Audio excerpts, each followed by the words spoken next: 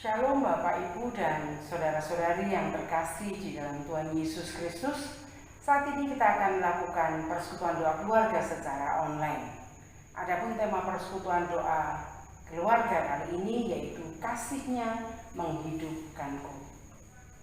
Bapak Ibu dan saudara-saudari yang terkasih di dalam Tuhan Yesus Kristus, persekutuan doa kali ini juga memperingati kelahiran Sang Kristus, Juru Selamat umat manusia. Kita akan memulai persekutuan yang terlebih dahulu berdoa. Mari kita berdoa. Tuhan Yesus, terima kasih untuk kesempatan yang Tuhan berikan kepada kami untuk kami boleh bersekutu bersama di dalam persekutuan doa keluarga pada kali ini. Tuhan, kami mohon kiranya Engkau hadir di tengah-tengah keluarga kami, Engkau menolong kami untuk kami boleh melakukan persekutuan ini dengan baik. Tuntunlah kami ya Tuhan, dan biarlah persekutuan ini Tuhan boleh menjadi berkat buat kami semua. Dalam nama Tuhan Yesus kami sudah berdoa dan mengucapkan syukur. Haleluya, amin. Bapak Ibu dan saudara-saudara yang terkasih dalam Tuhan Yesus Kristus, kita akan memuji Tuhan. Hari mari berkumpul. Kita boleh memuji Tuhan dengan bertepuk tangan, dengan berekspresi, supaya ada sukacita di dalam hati kita.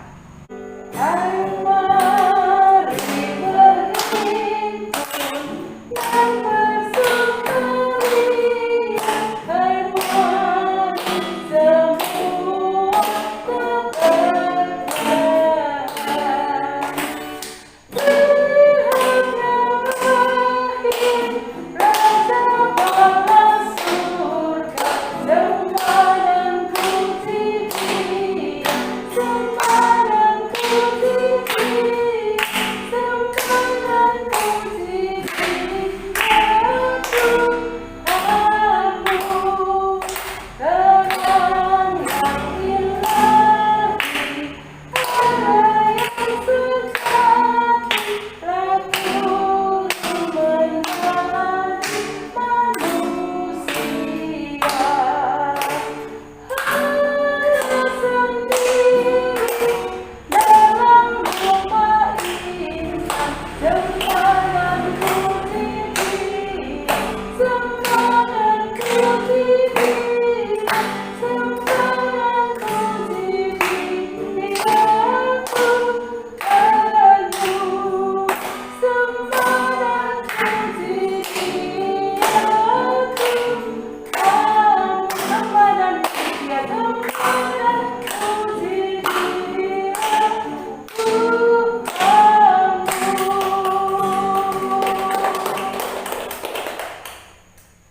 Tiba saatnya kita akan mendengarkan firman Tuhan, tetapi terlebih dahulu kita akan mempersiapkan hati. Kita akan memuji nama Tuhan. Firman-Mu pelita bagi kakiku.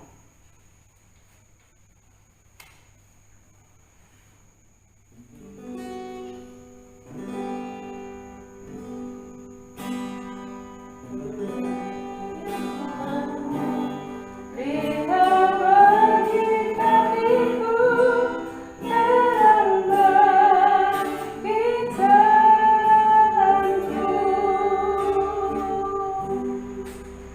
Firman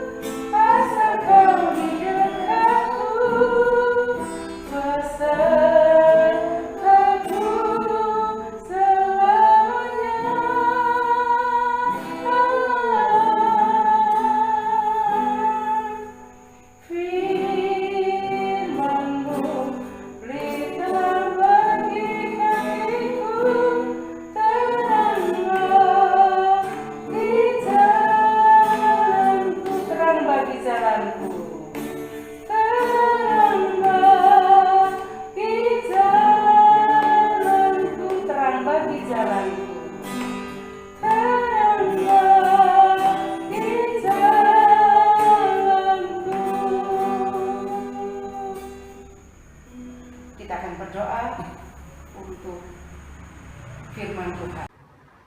Ibu Bapak, Saudari dan Saudara yang terkasih, mari sebelum membaca firman Tuhan kita memohon pertolongan Roh Kudus. Mari kita berdoa. Bapa di surga, kami akan membaca firman-Mu. Tolonglah kami dengan kuasa Roh Kudus-Mu yang mengurapi hamba-Mu ini dan juga bekerja di dalam hati kami semua. Sehingga firman-Mu jelas tertangkap maksud dan pesan yang hendak Engkau sampaikan. Kami menyerahkan diri kami masing-masing dalam tuntunan Roh Kudus-Mu, ya Tuhan. Demi Kristus Yesus kami berdoa. Amin. Ibu Bapak, Saudari dan Saudara, mari kita membaca firman Tuhan yang tertulis dalam Injil menurut Lukas, pasal yang kedua, ayat yang ke-8 sampai dengan ayat yang ke-20. Lukas 2 ayat 8 sampai dengan ayat 20. Saya akan membacakan bagi kita semua. Di daerah itu ada gembala-gembala yang tinggal di padang menjaga kawanan ternak mereka pada waktu malam. Tiba-tiba berdirilah seorang malaikat Tuhan di dekat mereka, dan kemuliaan Tuhan bersinar meliputi mereka, dan mereka sangat ketakutan. Lalu kata malaikat itu kepada mereka, "Jangan takut, sebab sesungguhnya aku memberitakan kepadamu kesukaan besar untuk seluruh bangsa. Hari ini telah lahir bagimu juru selamat, yaitu Kristus Tuhan di kota Daud. Dan inilah tandanya bagimu. Kamu akan menjumpai seorang bayi dibungkus dengan lampin dan terbaring dalam palungan." Dan tiba-tiba tampaklah bersama-sama dengan malaikat itu sejumlah besar bala tentara surga yang memuji Allah, katanya, "Kemuliaan bagi Allah di tempat yang maha tinggi, dan damai sejahtera di bumi di antara manusia yang berkenan kepadanya." Setelah malaikat-malaikat itu meninggalkan mereka dan kembali ke surga, gembala-gembala itu berkata seorang kepada yang lain, "Marilah kita pergi ke Betlehem untuk melihat apa yang terjadi di sana, seperti yang diberitahukan Tuhan kepada kita." Lalu mereka cepat-cepat berangkat dan menjumpai Maria dan Yusuf dan bayi itu yang sedang berbaring di dalam palungan. Dan ketika mereka melihatnya, mereka memberitahukan apa yang telah dikatakan kepada mereka tentang anak itu. Dan semua orang yang mendengarnya heran tentang apa yang dikatakan gembala-gembala itu kepada mereka. Tetapi Maria menyimpan segala perkara itu di dalam hatinya dan merenungkannya. Maka kembalilah gembala-gembala itu sambil memuji dan memuliakan Allah, karena segala sesuatu yang mereka dengar dan mereka lihat semuanya sesuai dengan apa yang telah dikatakan kepada mereka. Sampai di situ kita membaca firman Tuhan. Berbahagialah kita yang mendengarkan dan melakukan firman Tuhan di dalam kehidupan kita. Ibu, Bapak, Saudari dan Saudara, bagi pecinta sepak bola, khususnya kalau ada nih ya di antara kita yang mendengarkan, fans atau penggemar dari tim Liverpool dari Inggris, tentu tidak melupakan peristiwa yang terjadi pada tanggal 8 Mei 2019 yang lalu. Waktu itu Liverpool harus berhadapan dengan salah satu tim terkuat di dunia, yaitu Barcelona dalam semifinal Liga Champion tahun 2019 itu. Nah, meskipun Liverpool bertanding di kandang sendiri atau menjadi tuan rumah, tentu diuntungkan dengan dukungan penonton yang sebagian besar itu merupakan penggemar mereka. Namun itu bukan masa yang mudah bagi Liverpool. Kenapa? Karena di leg pertama mereka kalah 3-0 atau ketinggalan 3 gol tanpa balas. Itu berarti di leg kedua ini, kalau mereka mau terus bertahan di Liga Champions dan masuk ke final, mereka harus mengalahkan minimal dengan 4-0. Bahkan kalau mereka membiarkan Barcelona mencetak 1 gol saja, mereka harus menang 5-0. Atau kalau mereka mau mengupayakan perpanjangan waktu, mereka harus mencetak minimal 3 gol supaya ada perpanjangan waktu. Tapi sungguh tidak mudah bagi Liverpool mencetak 3 gol, apalagi melawan Barcelona dengan bintangnya Lionel Messi. Selain itu, 2 bintang Liverpool andalan mereka, Mohamed Salah dan Firmino, tidak bisa bermain karena cedera. Sungguh sebuah malam yang berat bagi mereka. Malam itu saya tidak tahu apakah para penggemar Liverpool masih punya harapan timnya menang dan lolos ke final Liga Champions. Tapi yang terjadi malam itu sungguh luar biasa. Dengan perjuangan yang keras, mereka berhasil menaklukkan Barcelona 4-0 dan kemudian melaju ke final Liga Champions. Ibu bapak, saudari dan saudara, terlepas dari kemampuan para pemain dan terlepas dari pujian bahwa malam itu mereka bermain bagus dan sebaliknya Barcelona bermain kurang bagus, tentu semua faktor itu sangat berpengaruh. Tapi menurut saya yang paling berpengaruh itu adalah semangat mereka. Seandainya saja mereka waktu itu masuk ke lapangan dengan mengingat kekalahan 3-0 pada leg sebelumnya dan mereka masuk ke lapangan dengan putus asa, saya yakin tidak akan terjadi comeback atau pembalikan situasi seperti itu. Mereka tidak akan menang, bahkan mampu mencetak gol pun mungkin tidak. Betapa pentingnya semangat, dan itu terjadi hampir di setiap momentum olahraga. Selain sepak bola pun kita tahu itu sangat diperlukan. Karena itulah faktor pemberi semangat atau supporter itu sangat penting di dunia olahraga. Nah, ibu bapak, saudari dan saudara, apa yang terjadi di dunia olahraga juga mungkin terjadi di dalam kehidupan nyata kita sehari-hari. Ada saat-saat di mana kita harus berjuang menghadapi situasi yang sukar atau sangat sukar atau bahkan boleh dikatakan tidak mungkin menurut perhitungan di atas kertas. Situasi di mana seakan-akan kita sudah tinggal menunggu saat saja untuk menyerah, atau mungkin menurut banyak orang sudah mati, sudah habis, sudah tidak mungkin melakukan apa-apa lagi. Dan pada saat itulah sebetulnya kita juga membutuhkan semangat. Kita berterima kasih kalau dalam masa-masa seperti itu ada orang yang terus menyemangati kita, mendukung kita, memberikan harapan dan keyakinan bahwa kita sanggup melewati masa-masa itu. Tentu itu sangat kita butuhkan. Tetapi ibu bapak, saudari dan saudara, sebagai orang percaya, ada satu modal lain lagi yang sangat kita butuhkan dan menjadi faktor penting di dalam perjuangan kita menghadapi saat-saat yang berat, yaitu kasih Allah. Kasih Allah itulah yang berulang kali di dalam kehidupan umatnya berhasil menghidupkan kembali mereka yang bahkan sudah nyaris mati atau bahkan sudah mati.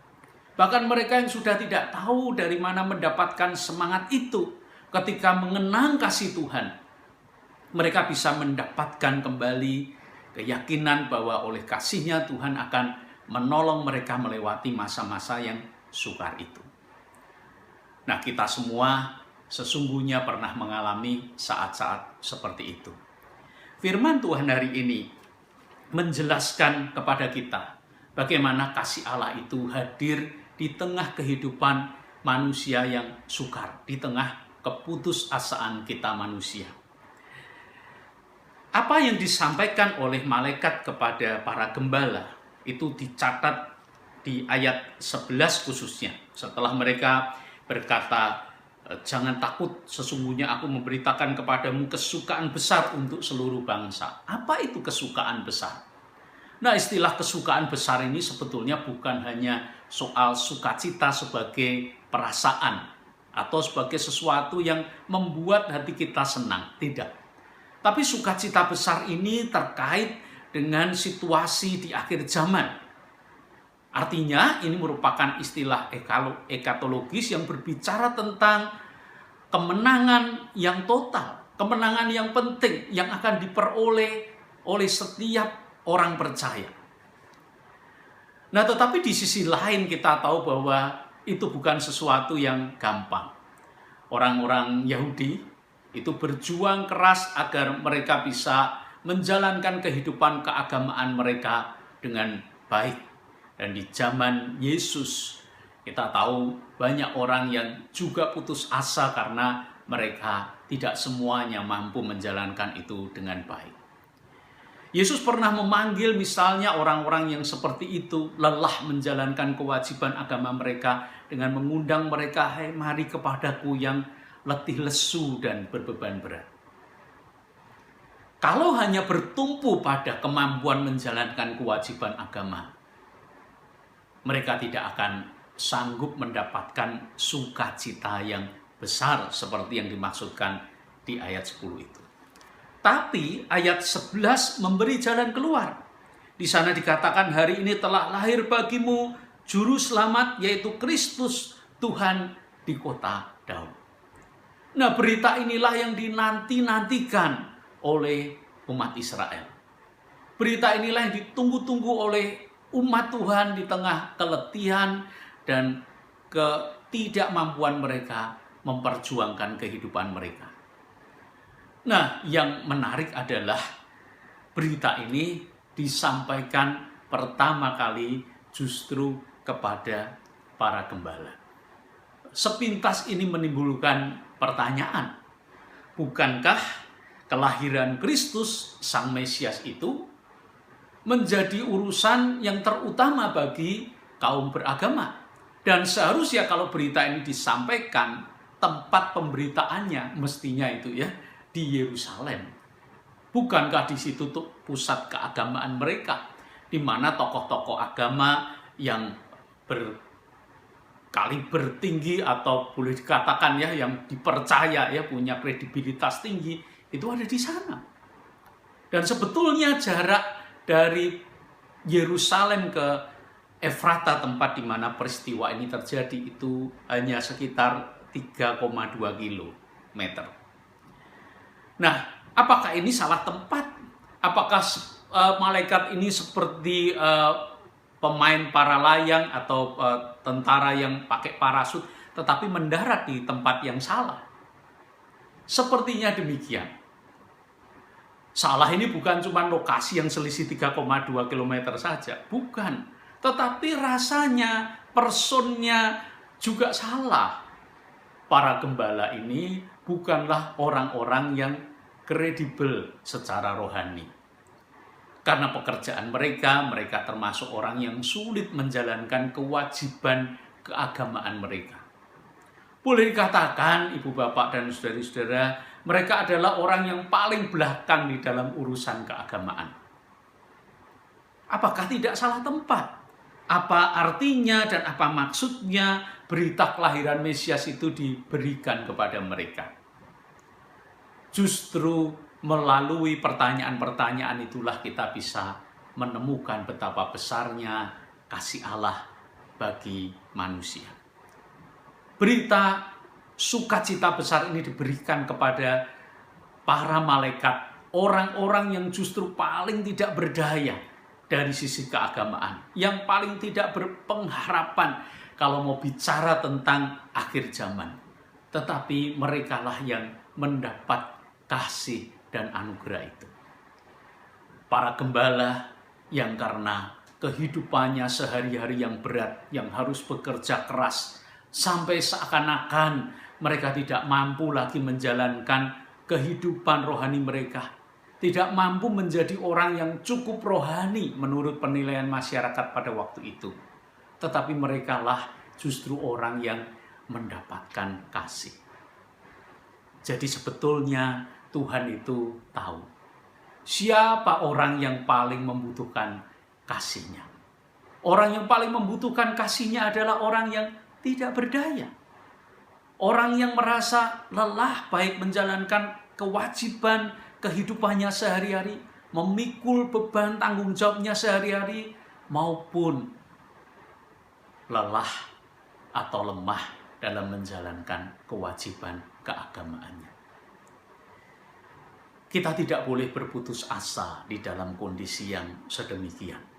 Justru pada waktu kita datang kepada Tuhan, mengakui ketidakberdayaan kita berkata, Tuhan, aku ini seperti gembala. Tidak jauh dari Yerusalem secara fisik, tapi aku jauh secara mental dari Yerusalem. Aku jauh dari apa yang disebut kerohanian itu. Aku jauh dari apa yang disebut sebagai sukacita akhir zaman itu. Nah, dengan pengakuan seperti itu, kalau kita datang kepada Tuhan, kita juga akan menerima berita yang sama. Berita sukacita yang menjamin bahwa kasih Allah yang berlaku atas kita akan menolong kita. Nah, berita itu kemudian melalui para gembala itu sampai kepada Maria. Sebetulnya mirip, ada kemiripan antara posisi Maria dan posisi para gembala. Miripnya di mana? Maria ini juga seorang yang sedang bergumul sebetulnya. Mengapa kita tahu bahwa Tuhan melibatkan Maria di dalam karya besarnya ketika dia menghadirkan juru selamat bagi dunia? Banyak hal yang Maria belum tahu, belum ngerti, walaupun malaikat pernah datang dan memberitahukan bahwa dia dilibatkan di dalam rencana itu. Kalau kita membaca di ayat 19 di sana, ketika mendengar apa yang disampaikan oleh gembala-gembala itu, di sana dituliskan, tetapi Maria menyimpan segala perkara itu di dalam hatinya dan merenungkannya. Kata menyimpan di dalam hati itu, Ibu, Bapak, Saudari dan Saudara, seperti orang menyimpan sesuatu yang sangat berharga. Seperti menyimpan sesuatu yang sangat penting di dalam hidupnya, sangat berarti, yang dia tidak ingin itu hilang. Jadi betapa pentingnya yang disampaikan oleh para gembala pada saat itu, pada saat para gembala itu melihat bayi Yesus di palungan. Perkataan para gembala itu sungguh meneguhkan hatinya. Dengan kata lain, sebetulnya kedatangan para malaikat kepada gembala ini sama sekali tidak keliru. Di dalam kesederhanaan mereka, mereka berhasil menjadi pekabar Injil pertama yang terbaik, yang disampaikan kepada orang yang paling membutuhkan, yaitu Maria. Dan perkataan para gembala itu kemudian dikatakan di ayat 19b, selain menyimpan di dalam hatinya, dia juga merenungkannya. Nah, kata merenungkan di sini itu kalau diartikan secara hurufiah berarti seperti orang menyusun puzzle, menghubungkan, mengkaitkan satu dengan yang lain sampai dia bisa menemukan arti atau makna yang jelas. Ibu, Bapak, Saudari dan Saudara, tidak mudah untuk menjalani kehidupan ini, apalagi kehidupan yang penuh pergumulan. Begitu juga untuk memahami kasih Allah yang hadir di tengah-tengah kita. Tidak selalu gampang. Kasih Allah wujudnya tidak selalu berarti persoalan kita langsung beres. Kasih Allah wujudnya bukan berarti lalu kemudian Tuhan hadir, Tuhan datang membawa berkat yang melimpah sehingga membereskan semua hal yang memberatkan hidup dan hati kita. Tidak selalu demikian. Kasih Allah hadir seringkali menjadi bagian yang masih harus kita pergumulkan, kita renungkan, kita hayati maknanya dengan baik. Tapi biarlah itu menjadi modal bagi kita, seperti itu menjadi modal bagi Maria. Menyimpan itu di dalam hatinya, seperti menyimpan sesuatu yang sangat berharga. Nah, kasih Allah itulah yang saya yakin juga tersedia bagi kita semua.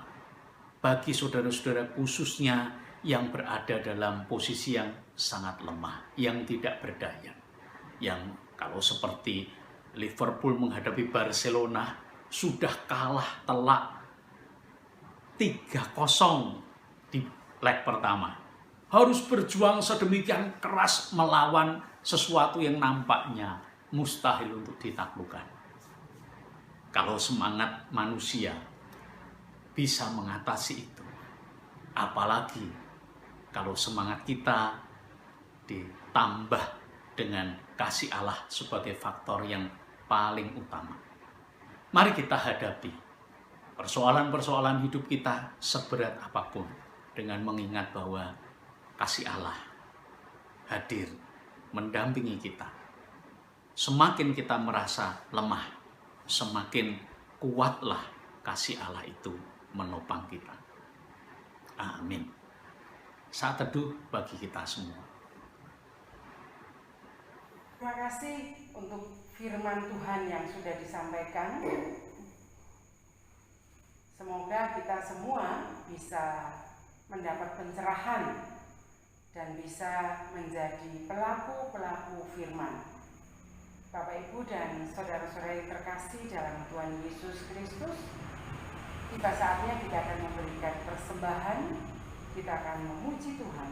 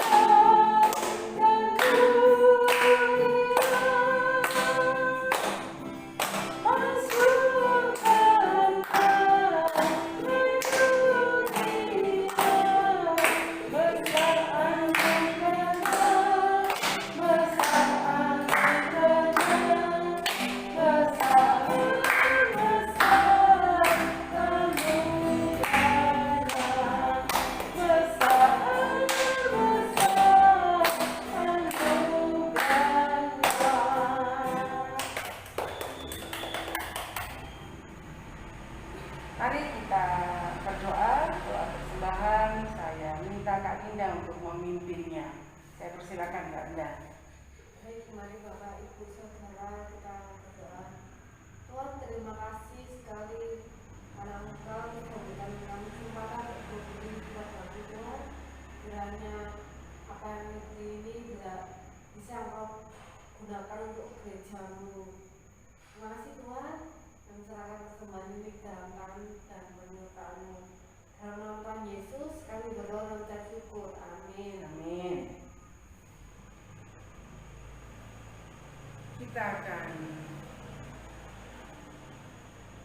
berdoa penutup. Saya minta Bapak Pendeta Timotius Wibowo untuk menutup persekutuan doa keluarga ini sekaligus doa berkat. Kepada Pak Pendeta Timotius Wibowo saya persilakan. Ibu, Bapak, Saudari dan Saudara yang terkasih, kita bersyukur sudah sampai di penghujung dari ibadah istimewa, ibadah malam Natal ini. Mari kita satukan hati kita menaikkan pokok-pokok doa syafaat. Kita juga nantinya akan menerima bersama-sama doa berkat. Mari kita berdoa. Bapa di surga, kami bersyukur Engkau menghimpun kami di malam yang istimewa, di mana kami boleh mengingat kasih-Mu yang Engkau hadirkan melalui Kristus. Tuhan, terutama bagi kami yang sedang menjalani kehidupan yang berat dan sulit, betapa kami membutuhkan kasih-Mu itu. Tuhan, kami ingat rekan-rekan kami, para keluarga, saudara-saudara kami, mereka yang juga mengalami masa-masa yang sulit dan berat, terutama di sepanjang tahun 2020 ini. Kami ingat mereka yang terdampak pandemi COVID-19, terdampak secara ekonomi atau dalam usaha atau bisnis atau pekerjaan mereka. Tuhan, Engkau mengingat kami semua. Kami juga berdoa untuk saudara-saudara kami yang berduka cita karena kehilangan beberapa anggota keluarga mereka. Tuhan, Engkau juga menolong dan menguatkan. Kami juga mohon anugerah-Mu terus menopang kami, menyambut dan melewati tahun depan.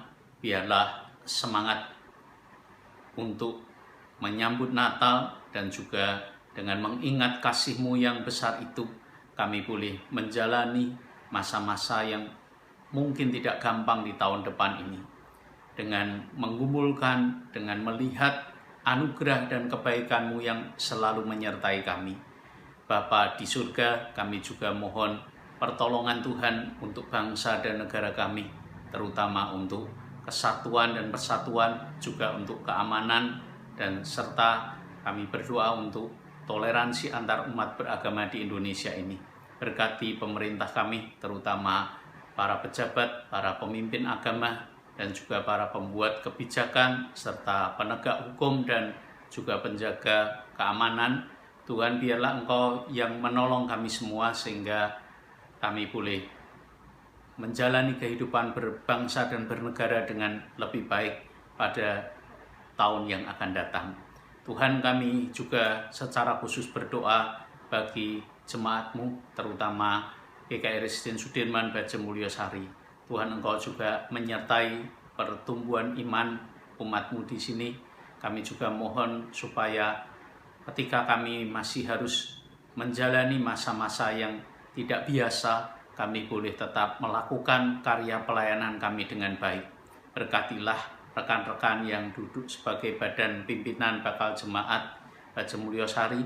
Biarlah Tuhan yang menolong sehingga dengan hikmat dan juga kasih kami boleh melayani umat kami di Bajem Mulyosari dan juga melayani masyarakat sekitar.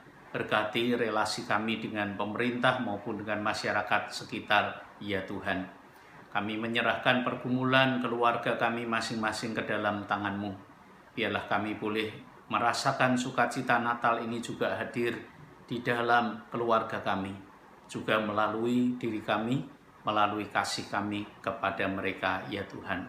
Terima kasih, kami percaya dengan kasih dan penyertaan-Mu, kami akan sanggup juga menjadi berkat bagi sesama kami.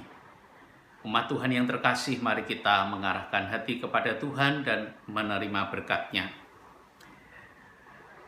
Tuhan memberkati engkau dan melindungi engkau. Tuhan menyinari engkau dengan wajah-Nya dan memberi engkau kasih karunia. Tuhan menghadapkan wajah-Nya kepadamu dan memberi engkau damai sejahtera. Amin. Bapak, Ibu, dan saudara terkasih dalam Tuhan Yesus Kristus, tiba saatnya kita akan mengakhiri persekutuan doa keluarga pada hari ini. Terlebih dahulu kita akan menyanyi, kita akan menyambut Natal dengan sukacita, karena kita percaya bahwa kasih-Nya akan menghidupkan kita semua, menghidupkanku, menghidupkan saudara-saudara dan kita semua. Mari kita pujikan Selamat Hari Natal dan Tahun Baru.